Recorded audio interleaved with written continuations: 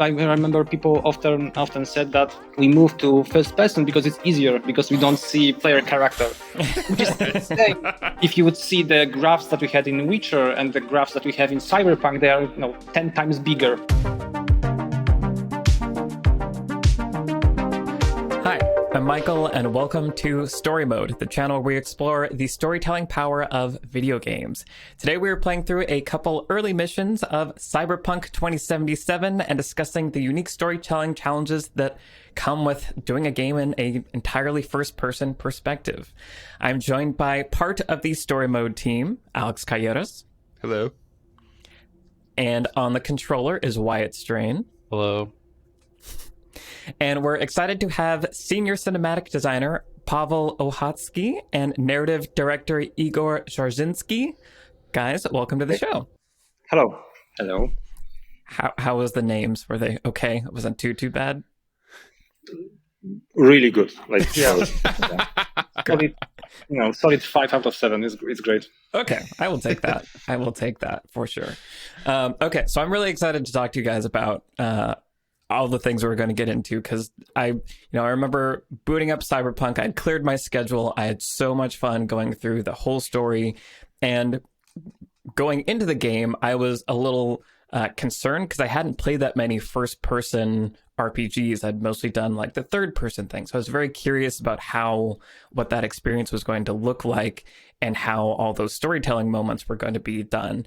And I was just super blown away by the commitment to the first person and all the different techniques you guys used to tell a story in a cinematic way without using, conventional cinematic language, and, the camera can cut and all that stuff. So in a moment, we're going to go to The Witcher 3 and kind of look at a scene from that to identify what some of those conventional storytelling language things are. But I kind of just want to hear from you guys, for people that might not know, what does your job entail? What are you responsible for in Cyberpunk? Okay. Well, that's a great question, because we have that problem to explain properly what we do a lot of time. Often we ask ourselves that in our department, and recently even we made a full-blown presentation how to explain to your grandmother what a cinematic designer does, right? This is a problem. I think most of days we are directing the narrative content in our games. So we are responsible for how it looks, how it feels, and in the end, how it plays when player actually goes through the content that we created.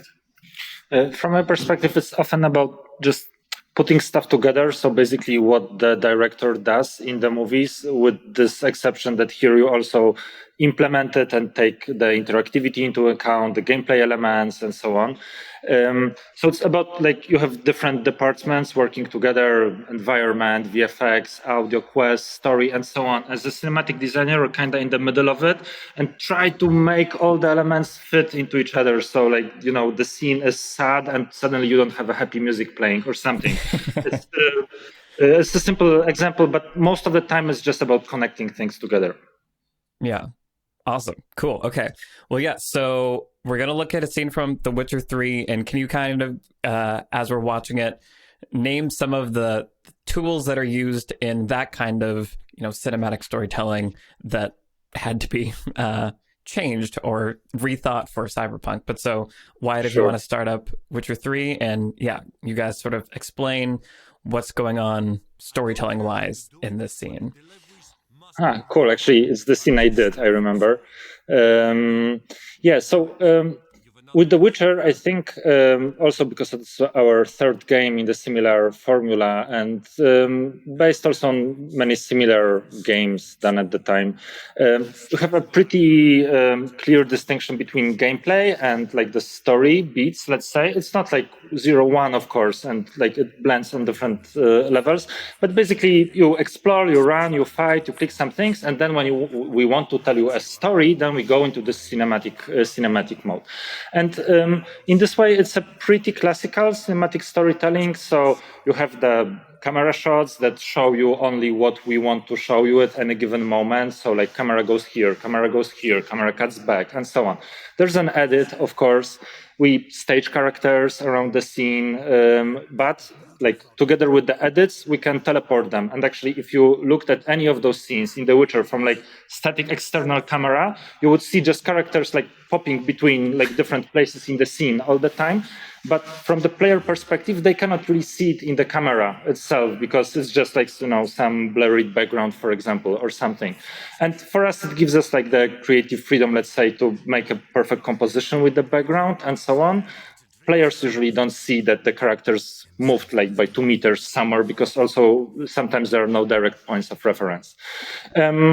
So that was it. In terms of acting, we were mostly mixing custom unique assets for like the biggest cutscenes and stuff that you see only once and it's exactly for the story moment, with actually a huge library of animations that we could reuse in many different creative ways, like stretch the animations, cut them, blend with other animations, blend with more animations, and so on.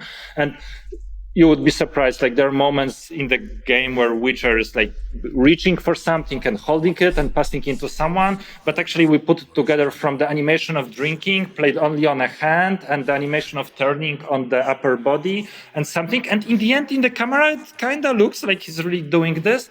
But for us, it was a really like a good way of also like saving time on recording everything custom, just like being able to manipulate animations in many different levels. Forget about something? Yeah, not sure. Forget maybe, but I think it's very important to remember that we actually use everything that normal movies do, right? So we use edit, we use camera, we use character movement, and even from the very simple things like Igor said, very simple animations, you can get this emotional response for the player because the player observes the action and can empathize with the action, right? So they can understand what the characters are feeling deep inside. And we use all of that to tell the best, most moving stories possible, even though we are using very basic, like 100-year in the making tools with the sprinkled interactivity on the top, right? So during the choice moments where player can actually pick and choose which branch of the story they want to take. Here actually the scenes you just showed it was exactly this. The scene with Baron was mostly done on like library animations, just getting up, turning, simple stuff. And then when it's Ciri running through the forest, she leans under the branch or something. It's totally like a custom moment, just used once, just this. And so. Yeah, I like exactly what you said there, Pavel, to kind of summarize it. You're using all the tools from film that have been around for 100 years. Like you were saying, Igor, you can have the camera show the player exactly what you want them to see at any given moment. You can cut to close-ups. You can do camera moves to accentuate, emotion and compress time. And, like you were saying, Igor, like, behind the scenes, the characters are jumping around and all the stuff. That's what's happening on a movie set. Yeah. Right. It's all fake. Yeah. Yeah. So you have all those tools in The Witcher 3, and that's kind of conventional cinematic storytelling. So why don't we jump into Cyberpunk and want to talk about basically how you guys achieve the same kind of emotions without those tools or like by modifying all those things. But maybe let's start with just like, what was the kind of decision-making behind doing Cyberpunk in first-person perspective to begin with? Sure. So for me, these were like two, let's say, directions for this decision from the point of view of, let's say, creator and creation in a way. So from the creator point of view, like this Witcher formula, the classic cinematic formula, I felt like we have pushed this formula to the limit in a way. Like we could make it maybe better, but it won't be different. It would be just like a quantitative, not really qualitative, like change in a way.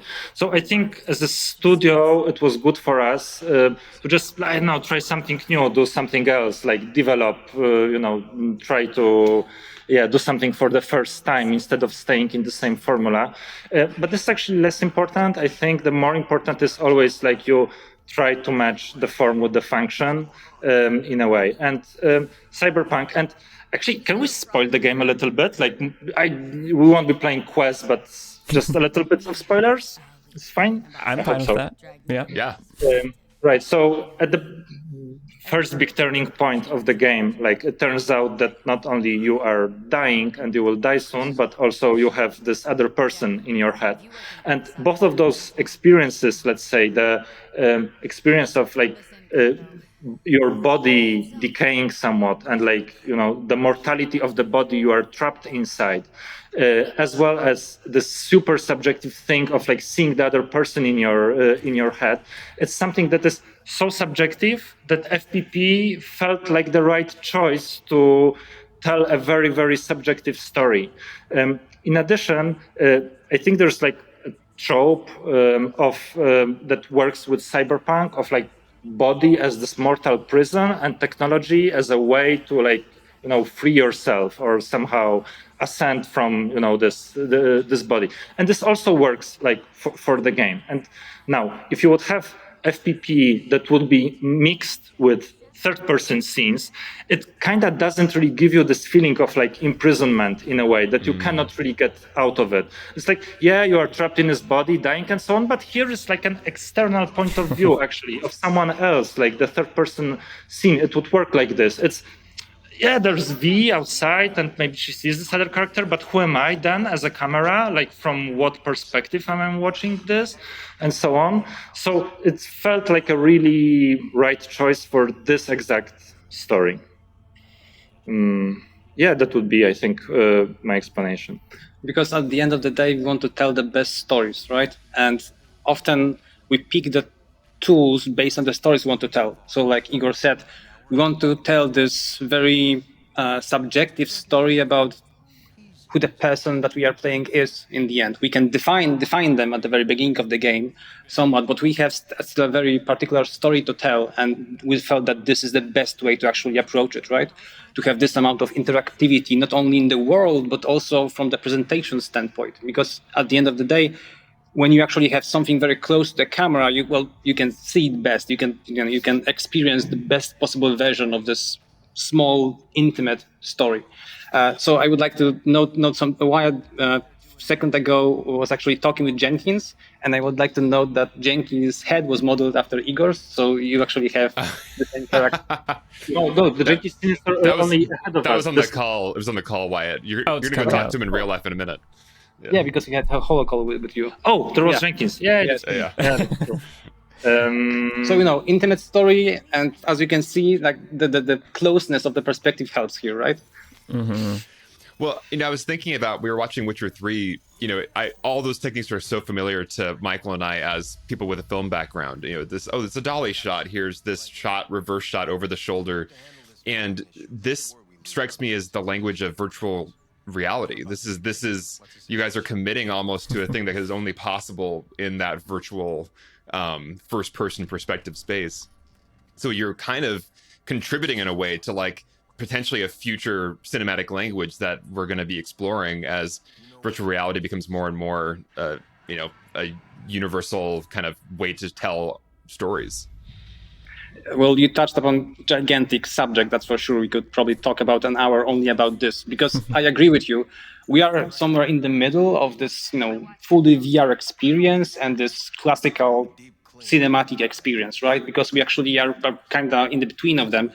And when we started working on Cyberpunk, we analyzed the last 20 years of first-person experiences in games, and we looked at some things that worked and some that didn't, and we ended up in this unique take, I feel, that actually pushes the boundaries in multiple directions at once. Because, well, at the end of the day, we are naming uncharted territories here. Like no one, I don't know another design that actually took this approach to the whole, like, full-blown story over, you know, 20, 40, 50 hours that you can actually experience here, that actually has branching, extremely high fidelity, customizable characters. It's a very complex idea, but in the end, I feel that, yeah, we actually done something very special here. I'm looking at the game because I already want to start talking about the game already. Like so many things like went past. For example, how we start with a close-up shot, which felt for us it was really important to set up this personal connection with your character. Even more so in a game that's about like you customize your character, and then you cannot really see this character during the game. And it's a common, like, let's say, remark we get on the internet. So at least at the beginning, to tie you somehow with this character, and also it works as like a, let's say, narrative bracket, because the game starts with a close-up and ends with a close-up as well, just as a kind of like closure to the story. Anyway. In terms of like, maybe let's go into more details about how we approach this. So for example, one thing, and I hope it can be already felt in the scene what it's playing right now, is one of our base assumptions was that we want the player to be an actor in a scene and not actually like replaying other character, though of course you always have limits of what you can like allow player to do because of many reasons, just like, you know, production and how we want to drive the story. But we always wanted the player to be the actor in the scene. So for the player to actually do things in the scene instead of watching them. So we on purpose, for example, here, like when Jenkins gets up from his desk and walks to another place, we want to show you that during the scene you also move and you could actually have this conversation while still sitting on the chair by the desk. It's your choice.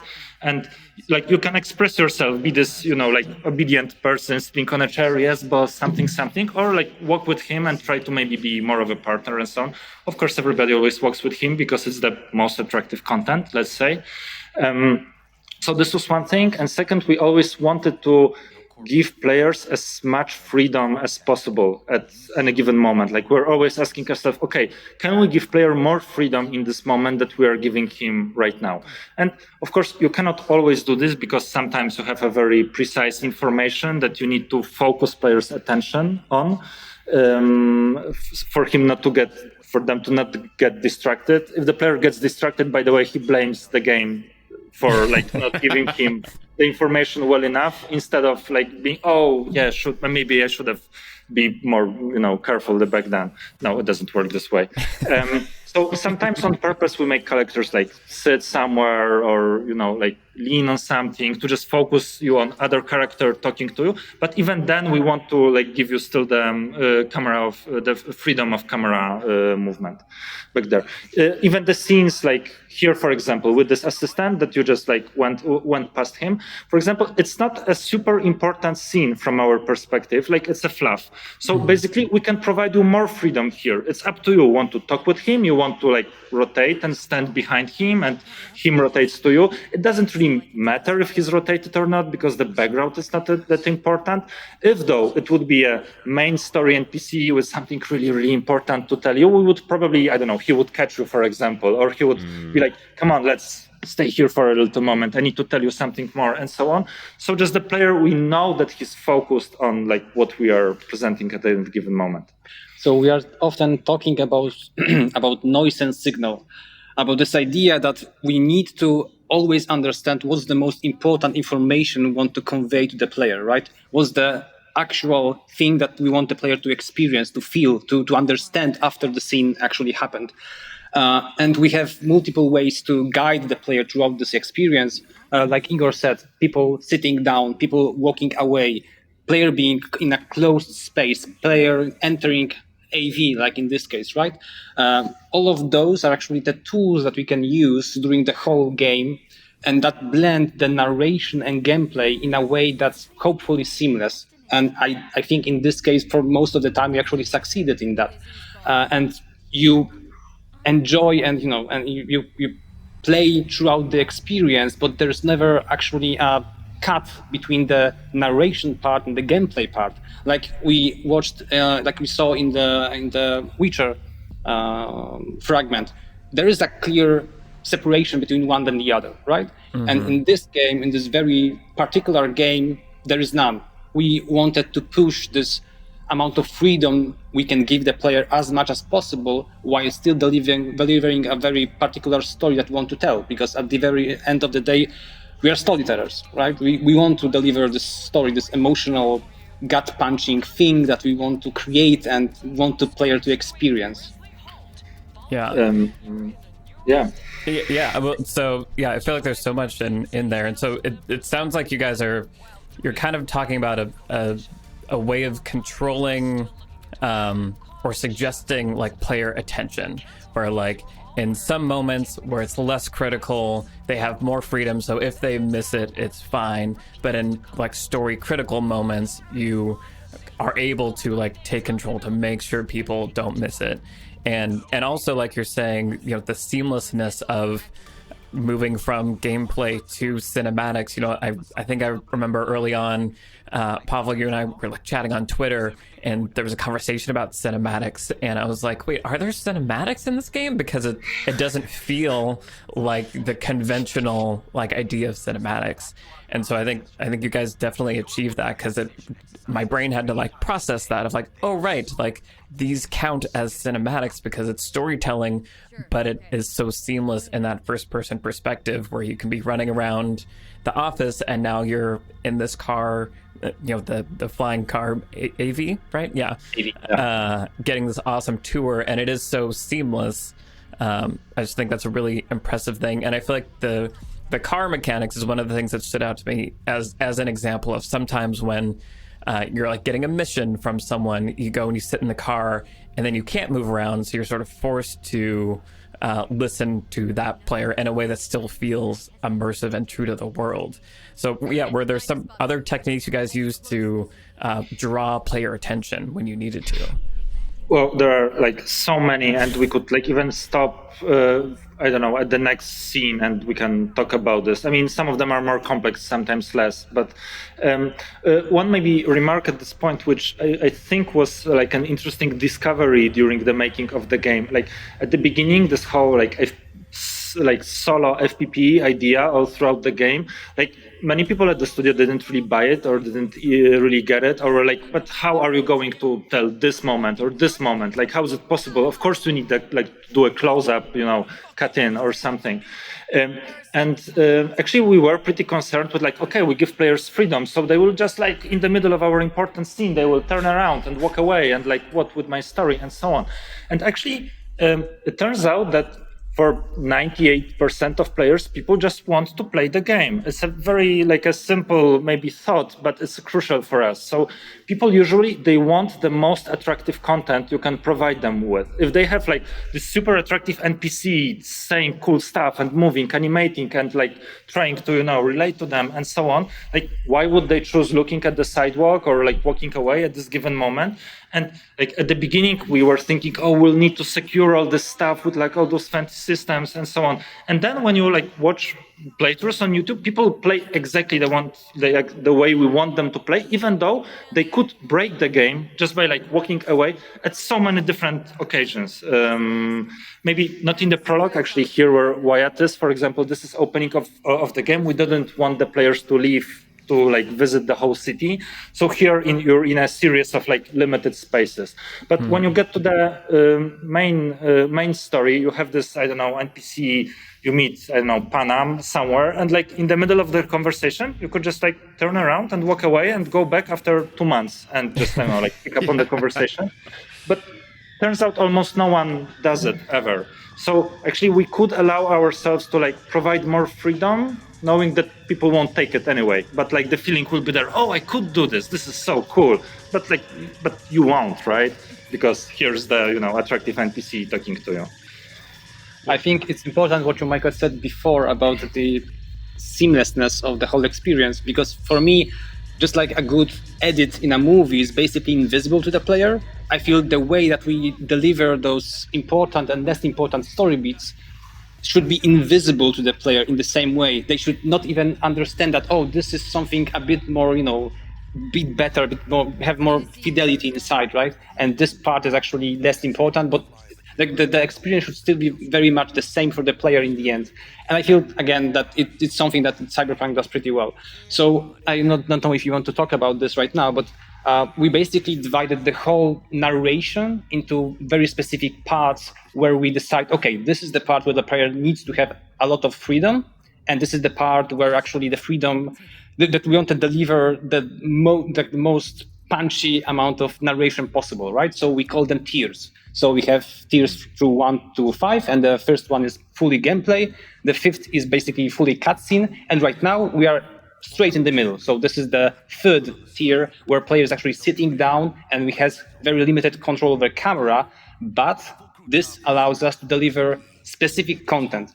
This allows us to have camera without cameras inside, right? We have the same tools maybe, but still we don't have the cut that would normally be found in a movie. And actually you can see here basically what is a medium shot to Jackie, right? And if he actually leans towards us, we have close-up suddenly. If he gets up and actually walk away, we have something more. So we can play a lot with the content that we have, even though the player might not even understand what happened, because he wanted to sit down, because the game, the game presented the option to sit down as the most attractive part of this conversation, right? Because he invites us towards the conversation, and suddenly player thinks, okay, yeah, sure, absolutely, I will join you and sit down, and we'll have a drink together, even though this is exactly what we wanted them to feel. One thing that really struck me playing the game was, as a filmmaker myself, I was getting to be not just an actor in the world, but a cinematographer. I was given the freedom to create my own frames and to choose what I wanted my frame to be in any given moment. And that was a really interesting experience where, sometimes I would use that button to kind of zoom in a bit to just make it a little bit more of a close up. Or sometimes I would move so that the character I was talking to was like just on the corner of the frame, but it was mostly a landscape behind them. And that was just a really new experience where like I was invited almost to help shoot this movie in a way that most games, you guys are completely in control of what each frame looks like. Yeah, sure. And for example, in those like tier 3 scenes where we are right now, it's just like the rotation of the camera. But there are like many tier 1 and tier 2 scenes where you can just move freely around the scene. And even though you can move freely around, for almost each scene, we try to create something that we call the sweet spot, which is like this kind of like staging of characters and elements and lighting in the frame that kind of like subconsciously makes you stand in a specific point, and like you kind of just do it. And for us, this is the exact point where we want you to stand, because, for example, here the background, it works for like a better composition, or like it somehow adds to the theme, or like enhances the storytelling and so on. And usually it's as simple as just like placing the character, like where is the front of the NPC? Usually people will stand right in front of the NPC. So here we know, but we can also try to limit the space physically with some like assets somewhere and so on. So like, here's the front of NPC, but you are blocked here. So actually you will stand a little bit to the left. Oh, and then there will be this like cool, depth in the frame or something. You can use also like small details, for example, on the ground. Sometimes I know you have cables and they kind of make like this, this area in a way, and subconsciously you stand inside this area. If there's a lightning, you don't usually stand in the dark places and so on. So you can combine a lot of those different elements to somehow make the player where you want him to be. And the last tool we have for this is like, let's say on the meta level of the game, is just the design of how the interactions appear to the player and what happens. So you could, for example, try to test when do you see the dialogue choices appearing, how far you are away from a character. So you cannot click the choices from a lot of distance, because then like the NPC is like this, there's a huge shot, and we don't want to tell you a story content where like the NPC is super, super tiny. So we limited like the range of where the dialogue choices appear, to force you in a way to being closer. But again, as Pavel said, it all should feel invisible. It should just feel natural. I'm approaching, and now I can talk, and it should feel just correct in a way. Or for example, another thing, whenever you pick a dialogue choice not looking at the NPC, we will automatically rotate you to the NPC, just to make sure that you are not just like looting stuff and clicking choices somewhere here and like forgetting about all of this, but actually when picking choice, it reminds you, that it's about story. But again, most of the time people pick choices while already looking at NPC, so they don't really perceive this effect, let's say. And here the scene with Jackie, sorry, just like wanted to finish. I like the scene in terms of like how staging works. You approach him, it's a close-up for welcome, then it's a medium shot, then you are saying something that conflicts you, so he walks away. Other guys come in, they like kind of surround you. One of them leans closer, so it's like, more pressure on you. Then Jackie saves you, so it kind of like, again, the staging goes a little bit back, and in the end, he joins you again for a close-up for this like friend-to-friend moment at the very end. So we had a whole array of shots while actually not moving the camera almost at all, just like rotating it, around the scene in a way. Sorry. No worries. Seriously, like there is such an insane breadth of content that we can talk about whenever we actually look at this game, right? I love this scene. What Igor said about Jackie rescuing us in this moment, I love this moment because when he does that, the sound comes back to you. Suddenly, the bass actually hits even harder, right?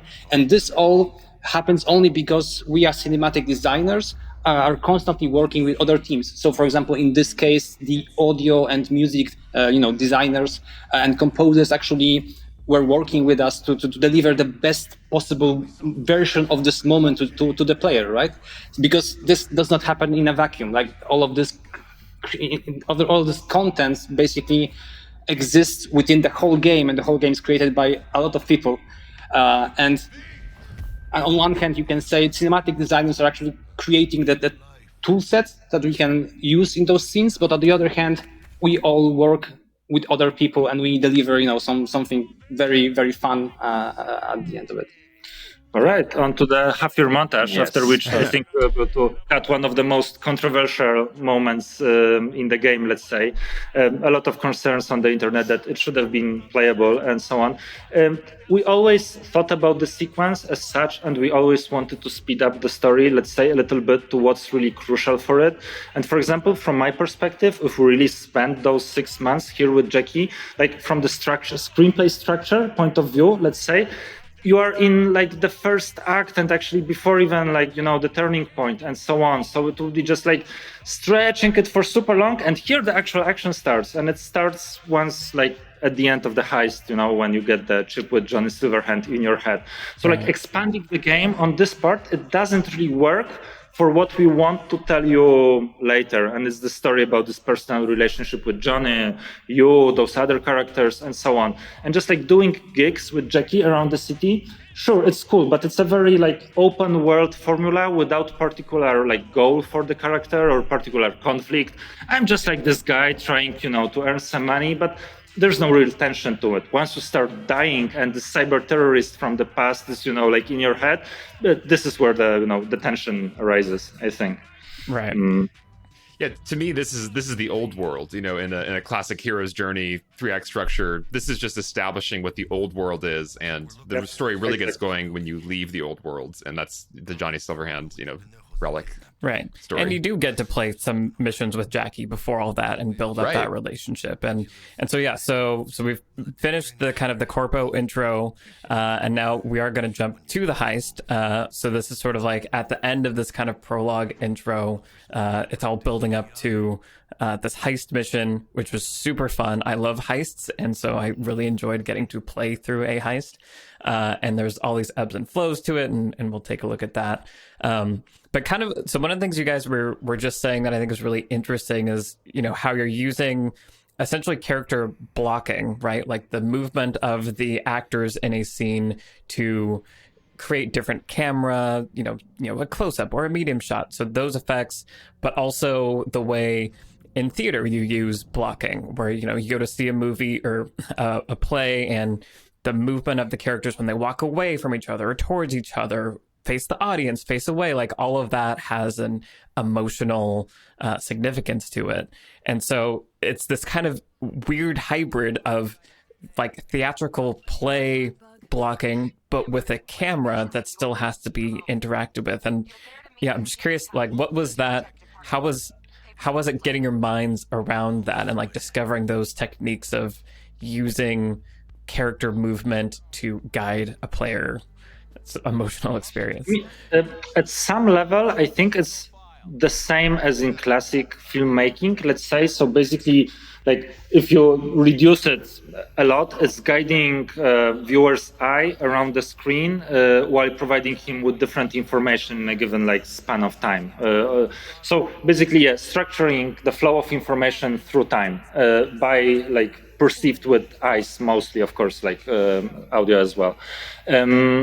And in this way, it's kind of similar in a way. So basically, we never, want characters to, like, we don't want to have too much noise on the screen at the same time. So for example, if we have important NPC talking to you, we will try to somehow, for example, reduce the noise coming from the background at this moment, just so that someone can focus on this. And all of this came to us like throughout the tests, I think, when we were just like playing the scene, and I was like, I cannot focus really. Like, so, okay, so let's stop. Let's think what's wrong.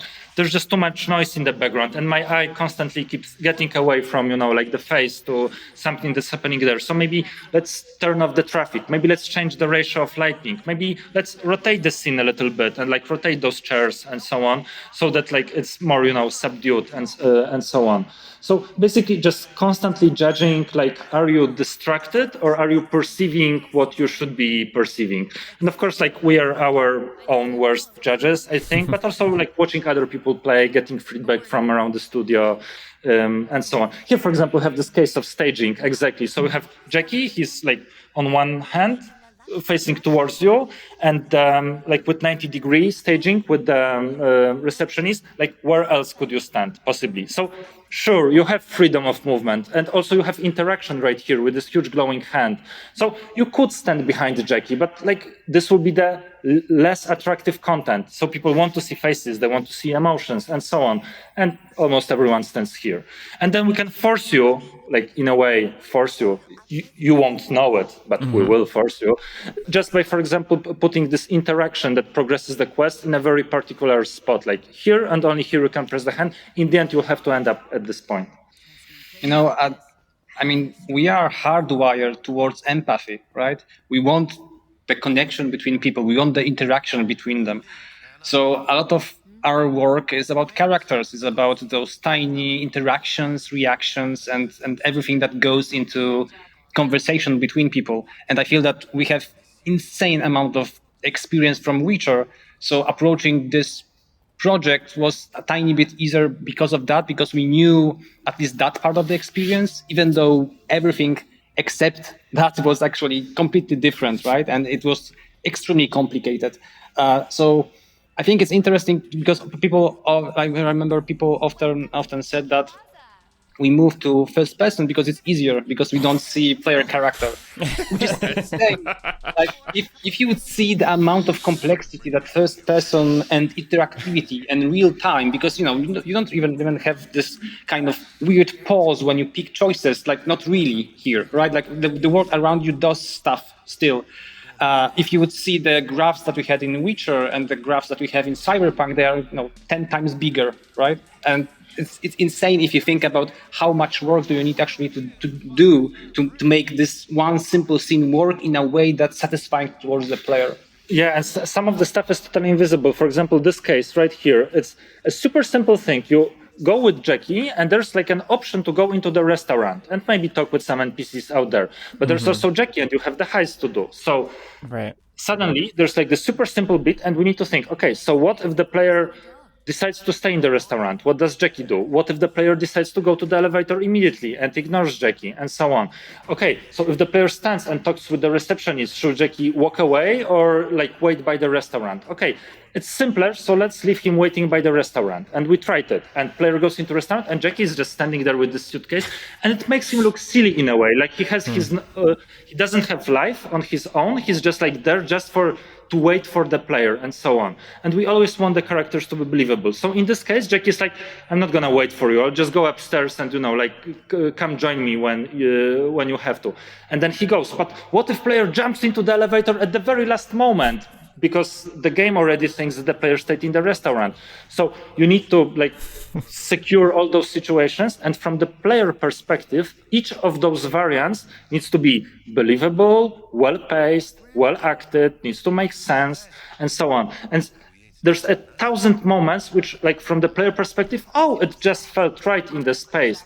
But if you would decide to talk with this other NPC for 5 seconds longer, something else would happen, and that was also feel natural for you. But you never see the branching actually. People who go into the restaurant, Jackie just goes upstairs there. People who go immediately to the elevator, Jackie goes with them and doesn't say some things because this is different flow through the scene. I think it's important what Igor said, I think before, about the amount of iterations that we had to do on the very basic system level. So, for example, what Igor said about the distance for interactions, right? So, for example, sometimes the interaction is actually pretty far away from the person. In other places, it's actually very close by. For example, I remember one evening when we spent hours iterating only on how much distance do we need to have to props, so to things, for example, on the table, and what exact angle do you need to have to make the interactions with them just right, feel properly, right? Like it should feel. Yeah, because if player clicks it from the extreme distance and extreme angles, suddenly you have like this really weird blending, and suddenly it doesn't feel like it's a body anymore. The thing that we talked about before, how important it was for us to create this feeling that you are inside the body at all times, and suddenly it feels very mechanic. So yeah, we need to like also adjust a lot of different like parameters of how like things get triggered when. Also, a lot of things get triggered once you look at something or when you enter a certain space or a certain trigger. So again, it's about thinking like, okay, if the player will be in this exact spot, what else is fighting for his attention? Okay, not much. So maybe we should trigger this line from NPC. Hey, whatever, come here. At this moment, if there's still like too much stimuli coming from different sides, maybe we should trigger this line a little bit later when you are deeper in the room and there's like, again, less noise around. Here, I would like to maybe because also to talk at least a little bit about the game that's being played at the same time and not just general people. This thing with body, it was also a big topic for us. So this thing I said about FPP approach, but also the thing we called body presence in general was super important for us, not only from storytelling point of view, but also it tied a lot to this kind of feeling of being inside the world. So you can see at many, many different occasions that you will see glimpses of body of V. So for example, every animation you sit on and you get blocked somewhere in the scene, you always see like the camera goes a little bit down, you see the legs, like sitting down, and then it goes back up again. So you always have context, what is happening with your body actually. For example, all the tier 3 scenes, the one when you sit or lean on something and you have freedom of camera, we always left the freedom of camera so it's enough that you can see what's happening with your body, because we had like at some iterations we didn't have it and it was super weird feeling like, but what's happening with me? Why cannot I move? I cannot. So, okay, because I'm sitting. Okay, now it makes sense. And suddenly you're in the character. But staying all the time inside the body also required us sometimes to do try to think of creative solutions, how to escape this body, but always within the world logic and staying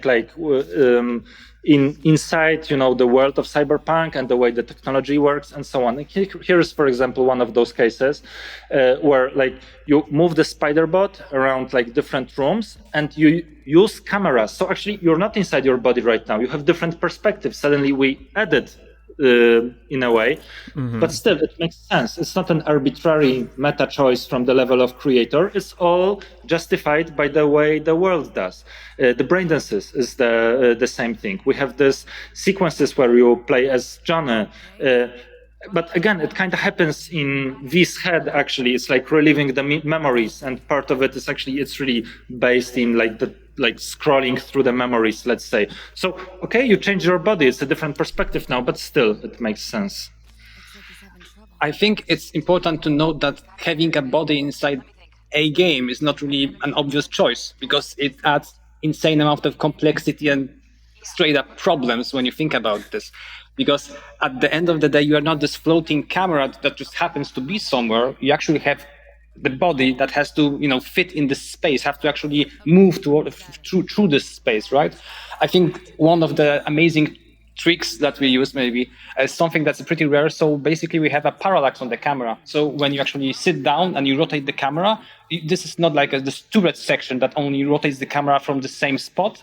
You actually move the camera in space. So if you look at it, you will see that the position of things actually kind of moves when you rotate the camera. The different plans change because you have also translation. Just as our eyes, they are not where the head is exactly. It's not a mathematical 0.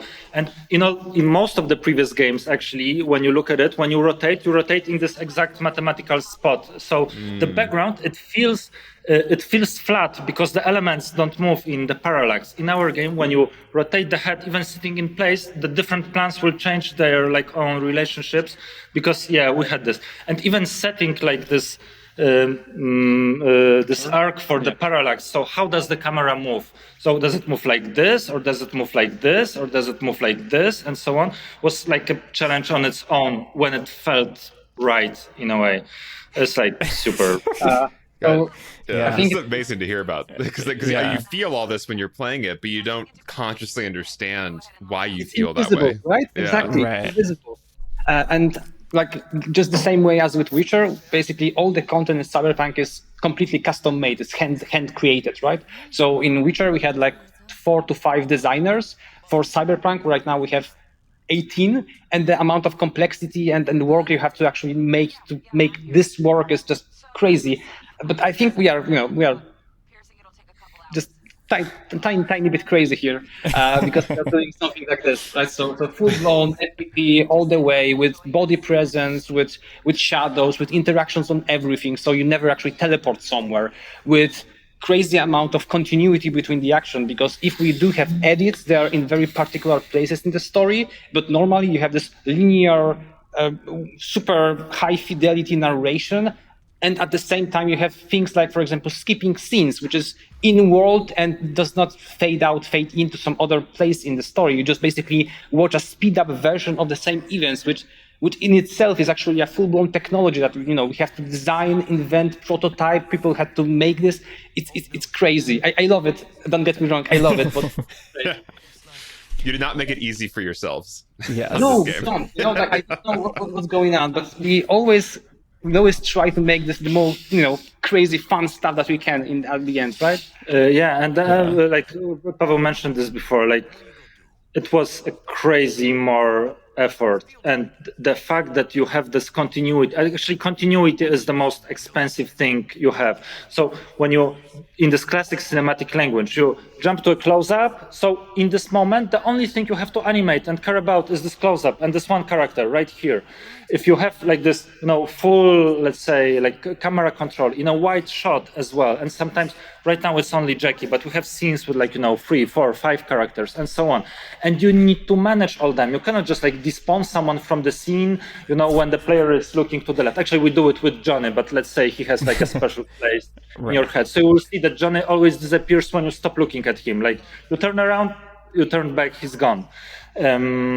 But I could go on tangents about how we introduce and spawn in and spawn out Johnny. It's a separate design in itself. But still, making, securing the situation that when you want NPC in the scene, he actually needs to come from somewhere all the way, sit down, talk with you, move into the close-up, emote with the face, and then get up and walk all the way out there, and you just cannot disappear him. And at this time, it's also not cutting between NPC and player back and forth. So at the same, you have just a limited amount of animation and information you need to sell. If you have NPC that's in your shot, he cannot be just sitting, static. He needs to move sometimes, do this, go back, animate something. He needs to live, basically. And also doing it not only continuity of animation, but also doing it all in real time is an issue, because then again, when you want the scene, for example, we played the Scorpo scene, and you sit down with Jackie and the girl with the drinks come in, for example, or later the goons come in, and they need to go from come to you from this distant part of location, and you can actually see how the door far away in Lizzie's bar, they open, they walk all the way, but from our cinematic, let's say, perspective, you still need a perfect timing and pacing for all of this. So you need to adjust for it. Okay, so it will take them 35 seconds to get here, for example, and they will come exactly when Jackie is oh, now they interrupted me, and so on. But you didn't just do it along the camera edit. Oh, they're here. It's super simple. Right. So yeah, this continuous camera shot it was such a difficult thing to do. So something. Sorry, yeah. Sorry. I could Oh no! Continue. Here, the apartment, for example, it's another case. I don't know which life path are we playing in this case. In Nomad, you have Iguana, I think, and you can comment on it as well. Never mind. So here you go into the apartment, and you should go to the safe place where Jackie is. So, of course, there's like a quest marker there. Jackie leans there. It feels kind of obvious to go there. But you can comment on the Iguana as well. You can go to Yorinobu's bed and take a gun from there, and there's a comment back there. So what if you do it exactly when Jackie is saying a different line? Should it interrupt? Should he finish? But if he finishes and then you say it, like, it doesn't sound like a correct dialogue. So maybe there should be like a connection line in the middle and so on. But most of the players won't see it because they will just do something else, or they will not hit this exact spot where when you hit it, then like different things happen. And again, it's imperceivable from the player perspective. For player, it should always be just like this perfect, fluent, understandable experience. Yeah. Wow. This scene in particular, replaying it recently, this struck me as, accomplishing something that I think in cinema you often accomplish with a long take or an unbroken single take, which is tension and suspense. And I think about a movie like Children of Men, where you have these really long, unbroken long takes, and it makes you way more afraid for the characters because there's no safety in cuts or feeling like, oh, maybe somehow the edit will save these characters. Like, no, we're locked in this documentary style. And especially when things start to go wrong here with the heist, the fact that we've established this continuous, you can't escape it kind of long take style, I think really amps up the tension. And so, do you want to talk about that? If you thought about how this continuous first person perspective, you were using it actually also for this cinematic technique of no escape, you are locked in, this is real time. In a way, it's something you get for free, and even more, you cannot really escape it, because once we go with this design, we get everything that's like cool coming with it, and all the downsides as well. So in some scenes it worked, but for example, in others, the fact that you had just FPP was problematic because. Oh, sorry, just to interrupt. Here, body presence. See a hand moving along this, and even more so. Now you will get here. There's also a hand in front of you, just to remind you like what kind of context you are in. And also here, for example, when we didn't have this hand, it felt really weird. Like you're just this floating point in space without reference. Instead, it felt like super off. You add this hand, and suddenly you're totally there. And for example, this scene is one of the crucial plot points, let's say, in the whole story. So it felt necessary for us. It needs to be at least this tier 3 with your focus here in front of you. You need to perceive it. We cannot give you a freedom of, for example, rotating 180 degrees. This is too important. Like from our perspective, we need to be sure that you see it and perceive it. And at the same time, we try to leave a little interactivity for the player. So when you look at Jackie, for example, he should look at you. Should it work? Maybe it's not this exact moment, because I think he was looking after Takamura. Oh, here it look at you. It's a reaction to you looking at him, but it wouldn't happen if you didn't look at him. Here we also the way that Takamura disappears like behind the frame and then suddenly appears just in front of you. It's one of the cool things we can do with like this limited perspective, like how we can utilize it, to create drama. But now, going back to my previous thought. So sometimes it's cool for tension, like here, you cannot escape, you are, in this spot and so on. But sometimes when you have longer conversations that, for example, are a bit more exposition rather than emotions heavy, it becomes a problem because the content, it can become less attractive for the player the longer it goes, because you don't have all this cool, visuals coming from different camera shots and edit and so on. So players sometimes can, doze away, and then we need to make it more attractive, for example, on the level of animation, to keep a certain level of attractivity of content at all times. So if there's a long scene and it's important and you're locked in one spot, we need to invest more into making it attractive in some other way, maybe with the background, maybe with the lighting, maybe with some kind of effects, maybe with the character staging, and so on. And the longer it goes in one spot, the more you need it. There's this scene at the beginning as well, at Lizzie's, when you're down at Judy's basement, and for a really long time you're sitting in this chair, and you can see how much like Evelyn is moving, Judy is moving back and forth and back to you again, because if they were just in the same spots, even though it's an interesting sequence, it just became, and actually we had this, it became a little bit tedious. So for example, later we added Evelyn getting up and moving like alongside you. Also because the frame is wider than what you can see in like with one camera shot. So you can either see Judy or Evelyn. And if you pay a lot of attention to Judy, we needed to remind you that Evelyn's in scene as well. So she got up, walked in front of you back and forth, and it's motivated because she's impatient, she wants effects or something. But yeah, I don't know where it's going, but this thought, but still. The point of keeping the content attractive at all times was really crucial for this FPP design, because we lose something, so we need to somehow make up for it. So of course, two biggest tools that we can use normally are interactivity and reactivity, right? So interactivity is when you actually can do something that is towards the world, and reactivity is indeed the other way around. So worlds react to you doing whatever. This is actually an interesting example because in theory, this is a very passive scene, right? You are basically grounded in the situation maybe because you are standing in this very delicate spot to be in. Still, if you watch how players react to the scene, it's fascinating. They take a deep breath when Takamura is actually very close to the glass. They actually react to this death.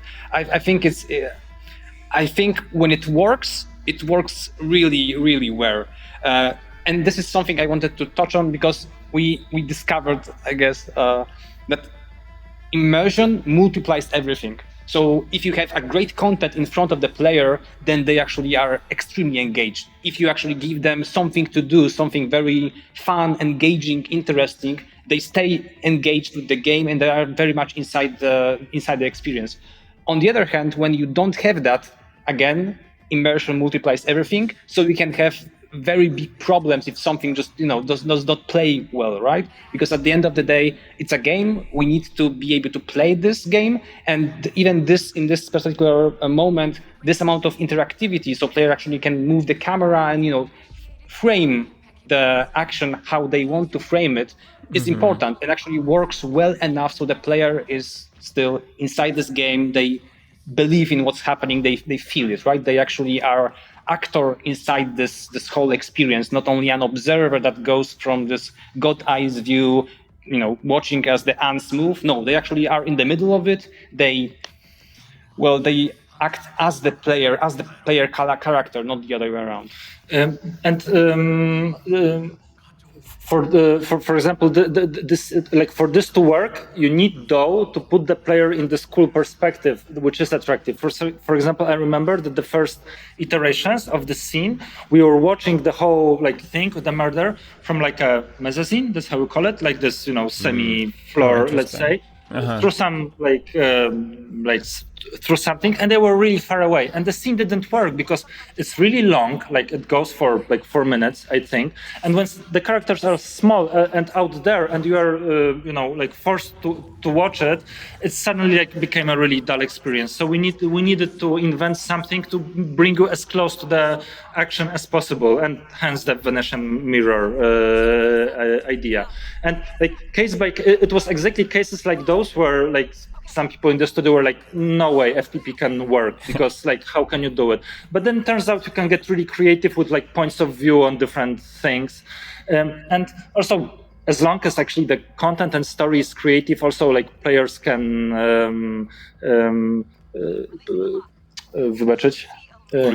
forgive you a lot of things. Sometimes even it's not maybe the most logical thing that you would actually do when watching the scene from outside, but if it's attractive for me, it works. People don't really think about it, and I think it's cool.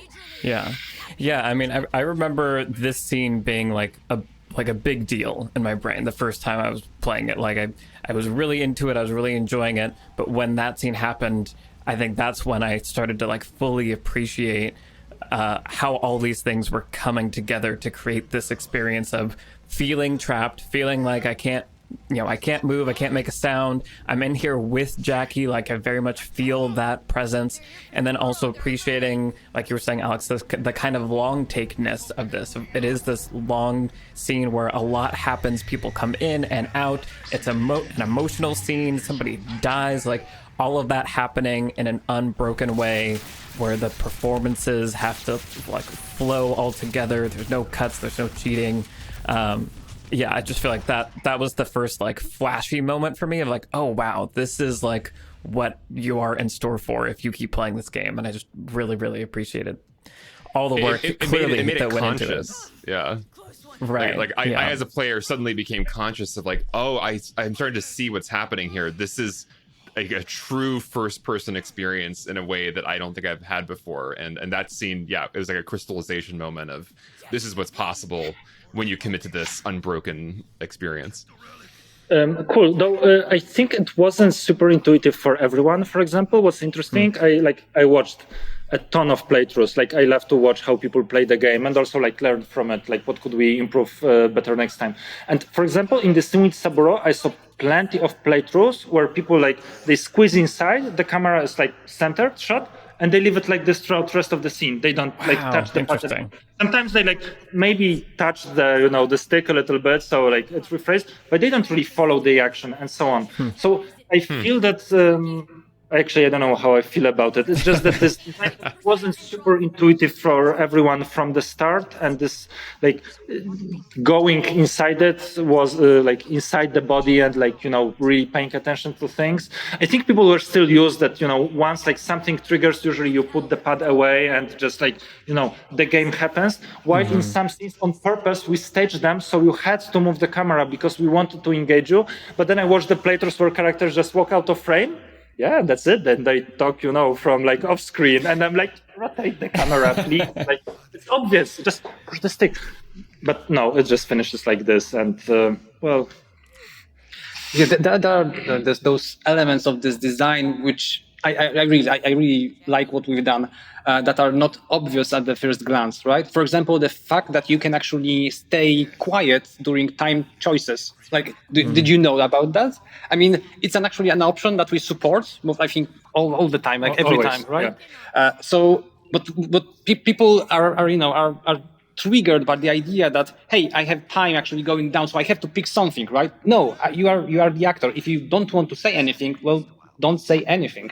Or like Igor said, if you have this view, you can actually look around. And like Igor said, in the Lizzie's bar, when you meet Judy and you meet Evelyn, this is something that is designed to work like that. So you can actually look at Evelyn before, and maybe they will react, maybe not, but it's actually conscious design and decision on our part to give the player this kind of freedom that they have to or can at least use in some creative way to enhance the whole experience of playing the game. Because at the very end of the game, this is a game, so there are no cutscenes, there are scenes, and scenes are made to be played. I think it's something we're still like learning in a way. It's going back to the beginning of this thought, like the way we approached role playing in this game was also not only on the side of like making the big choices that affect the world and like split the quest into different paths and so on, but also plenty of like those small personal choices when you like role playing the character without it really being like super crucial. It's just like how you want to express yourself. So for example, all those timed choices when you can stay silent, you can stay silent and characters will react to it like, oh, you're not much of a talker, for example. And it doesn't necessarily split the quest, but it gives you like a little bit of different feeling of who you are in this world. As well as like always throughout the game, you can refuse drinking, for example. It's something I think was proposed by one of the QAs who's like a straight edge. That this person would actually love to have opportunity, to decline drinks at all times, and we went with it throughout the whole game. You can decline drink every single time just to be able to like express yourself in this way. So there's a lot of really tiny choices that unfortunately I feel they weren't really perceived as choices because usually players expect a lot of consequences to different stuff, while we created this layer also of just like, taking a drink. That's it. You're a drinking character, or you can be really focused on NPC, and I think it's something we're still learning how to do it better, how to like make this, let's say, personal role playing layer even like cooler for the players to enjoy more. But it was our first game in this design, so like I feel some mistakes were bound to happen, or just like lessons. I think it's interesting maybe to think that in our case, even things like where the player looks or where the player stands or how far or how close they are to NPC can also be used as expression vectors, right? As something that can define the relationship or at least how they want to approach this person. So when we were designing the whole system, so years ago, I always had in mind this idea that you are supposed to meet someone that's actually very important, and we are being told, do not look them in the eye. And of course, you can do that. You can actually look at their other feet or look around them, but we can actually react to player looking straight in their eye and actually branch the content in a way that supports this player that actually does not want to listen to the game, even though it's not, it's not choice on a choice hub, right? It's not something that you pick from a list. It's actually how you behave inside the scene that defines the reactivity of the world towards you, and actually again grounds you in the game and allows you to be again an actor inside the scene and not only an observer that picks from green, red, blue choices, because we understand how to make this is the new part that's actually extremely difficult, but fun, right? Cool.